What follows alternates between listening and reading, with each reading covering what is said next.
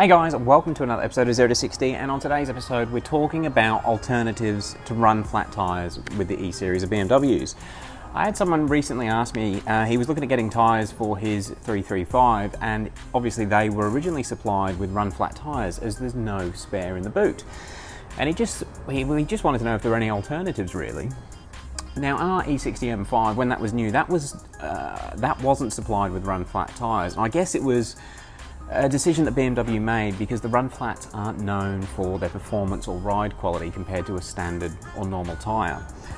So with the E60 M5, they supplied them with a puncture repair kit. Now the genuine BMW puncture repair kit, which I'll flash up a picture of here, is basically a very small, very cheap 12-volt pump and some fluid that is designed to fill the tyre and plug any potential holes. Now don't get me wrong, that system does work pretty well most of the time, depending on the size of the holes. The downside with it is the puncture repair fluid gets all through the tyre and just makes an absolute mess when it comes time to replace the tyre. And it is really a temporary solution. What I've ended up doing, and this has come about from, I've actually had a kit like this in most of my cars for as long as I can remember. But yeah, it's basically come about from how they used to repair punches many years ago before it all became a health and safety issue.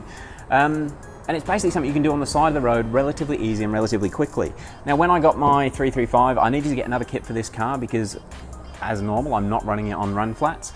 And I need to have some sort of security or safety measure in case I get a puncture. So I jumped online and had a look at what my options were. Normally I'll get a 12-volt pump and then a kit as you've got here, and I couldn't believe how cheap they've become because I think it's probably 5 years since I last bought one. I managed to get it's a single motor but a dual compressor pump for under 30 Australian dollars.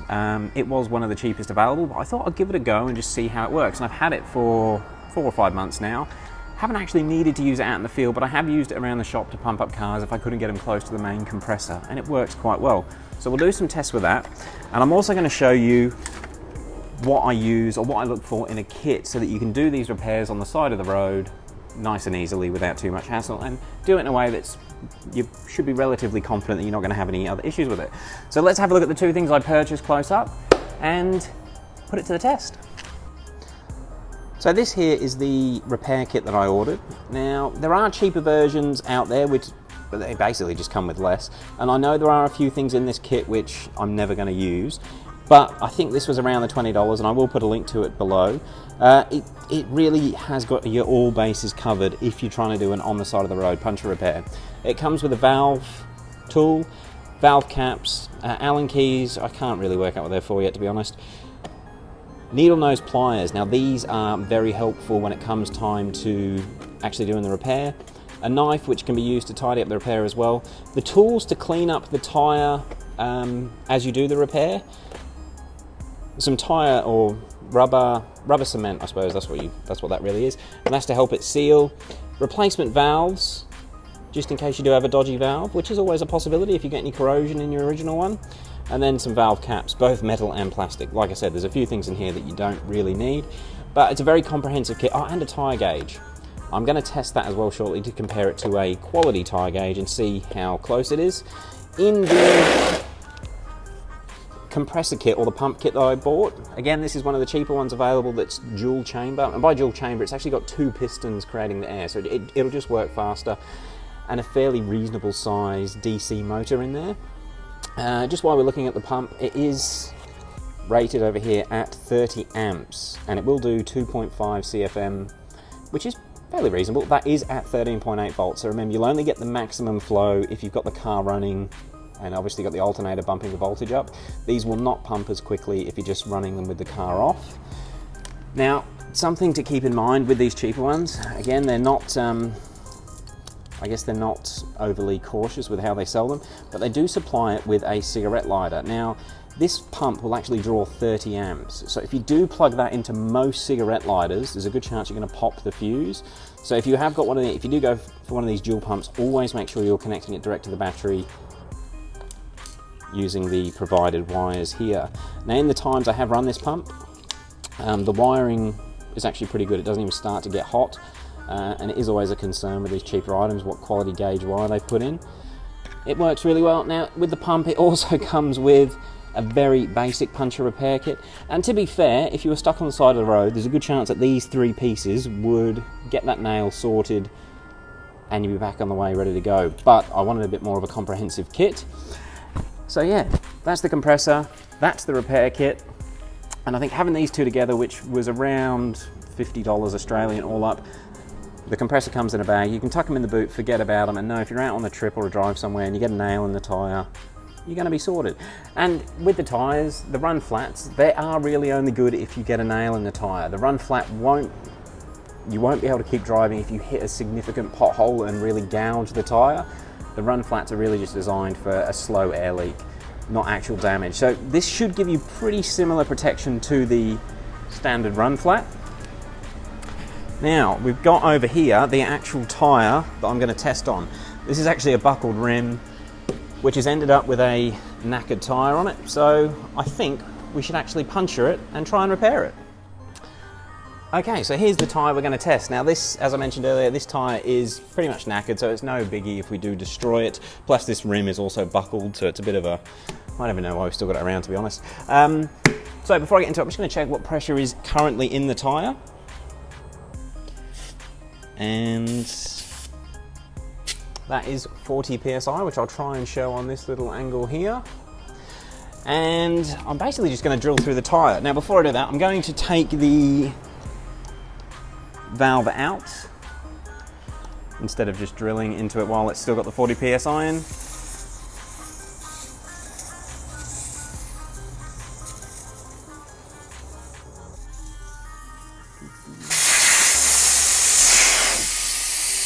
That's the valve out there, and hope you can hear me, but we'll drill straight through the tyre.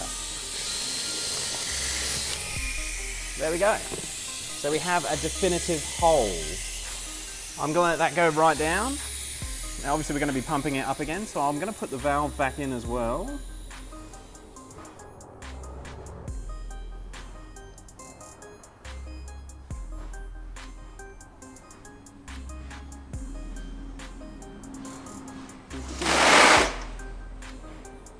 Cool, valve is back in. I can still hear air coming out of the tyre, but we'll reset the gauge and just check the pressure again. And there we go, we have no PSI, probably because there's a big old hole in it. Now I've gone with that's a 4mm drill bit, which is probably one of your bigger style of nails if you're going to get a nail on the road. And to repair it, it's a relatively easy process. Now the way you do it, you use this tool, which is the, what do you call it, corkscrew looking thing, and you just clean the hole out first. And it takes a fair bit of force to get in there. And I think this is crucial for making sure there's no beads in the way as you put the repair bung through.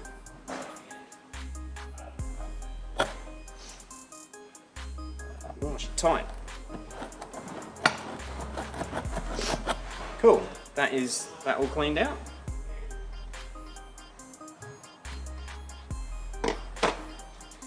And the hole is definitely a little bit bigger. Now the way these work, you have it's really like a needle which you put the repair bung through. Take one of the new repair sticks out. God knows what these are made of, but they're sticky, soft and hard all at the same time.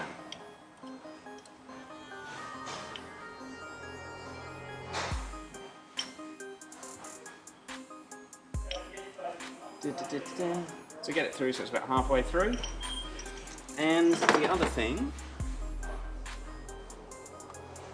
I haven't actually opened this yet, so I'm going to use a little bit of rubber cement, which is just to help it seal. If I can open it.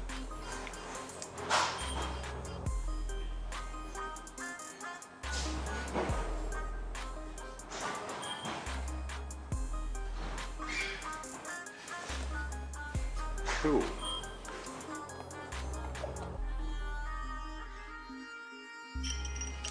Through there.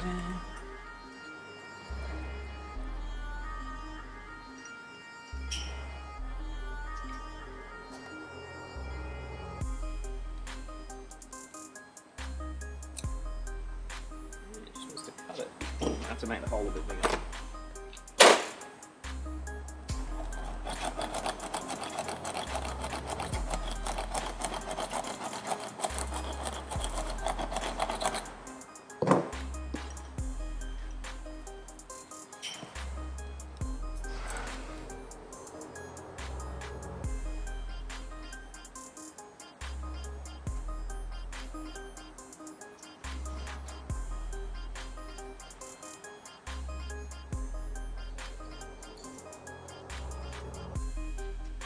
Let's poke that through.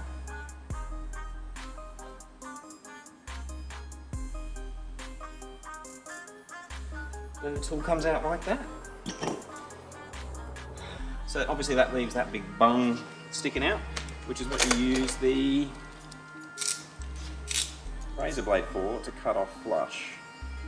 Now obviously the hole was down in the tread and I could possibly cut it off a little bit more, but for the sake of getting home safely, I'm going to leave it sticking out the top a little bit.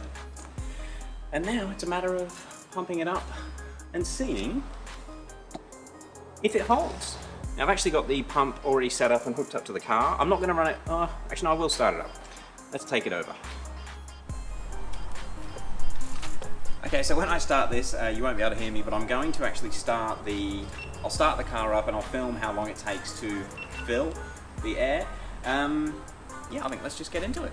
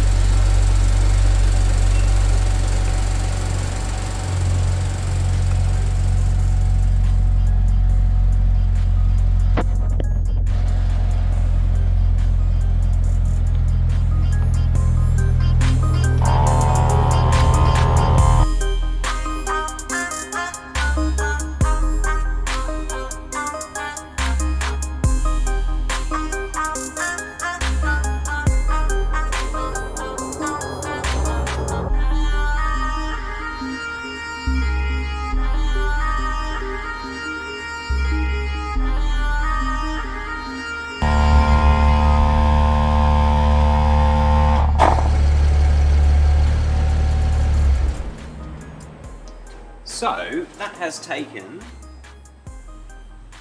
just over 3.5 minutes to get this 19-inch tyre up to what this gauge thinks is just under 50 psi. So let's see with the quality gauge exactly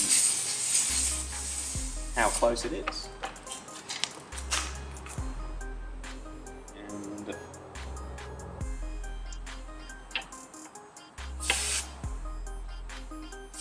40 psi.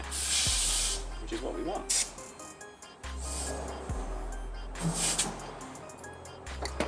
So the accuracy of the cheap gauge is questionable, but 3.5 minutes on the side of the road is pretty good. That's, I'm definitely impressed with that. And where's the puncher? There it is there, sealed, good to drive. Yeah, so I guess to conclude, for a sub $50 roadside assistance package, it's pretty damn good. It's only going to work for things like nails or very small repairs, but again, that's the sort of things that run flats were designed for anyway. I think it's a great way to go about it, and it gives me a lot more confidence to be driving around without a spare, and I definitely like it a lot more than the gunk repairs. Anyway guys, look, thanks for watching. If you've got any questions about this setup, or if you're thinking about getting something similar, let us know. I really do. It was much better than I was expecting, the cheap pump. Look, and I will say this, if you've got the money, buy a better pump. Spend $200–300 on one, it's going to be a better product.